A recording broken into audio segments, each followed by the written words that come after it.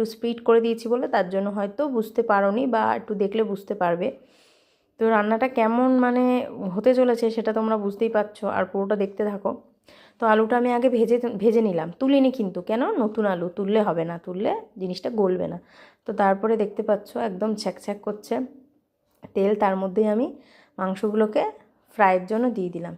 তো ফ্রাই হতে হতেই কিন্তু আমি কষাবো। এই যে আমি জলটুকু দিলাম, এইটুকুই কিন্তু জল দেবো, এর থেকে একটুও বেশি আমি জল দেবো না। এরপরে ঢাকা দিয়ে দিয়ে আমি কষতে থাকবো মিডিয়াম ফ্লেমে, জোরে দেবো না। প্রথমে একটু জোরে দিয়েছিলাম, তারপরে 2-4 বার নাড়িয়ে, এই যে দেখো জলটা পুরো বেরিয়ে গেছে। এবার 2-4 বার আমি নাড়াবো, নাড়িয়ে কিন্তু আমি একদম লো ফ্লেমে দিয়ে দেবো। তখন মেয়ে ধরেছিল, মেয়েকে তো সবসময় ধরানো যায় না, তোমরা জানোই মেয়ের কাজকর্ম থাকে, পড়াশোনা থাকে, তো তার জন্য তোকে বললাম তুই ছেড়ে দে, আমি স্ট্যান্ডে লাগিয়ে নেবো। তো আমি স্ট্যান্ডে লাগিয়ে আমার কাজ করছি। তো এরকমভাবে মাংস করে তো খুব টেস্ট লাগে। আর পেঁয়াজগুলো কিন্তু আমি খুব একটা ছোটো ছোটো কাটিনি, কারণ এই ঢাকা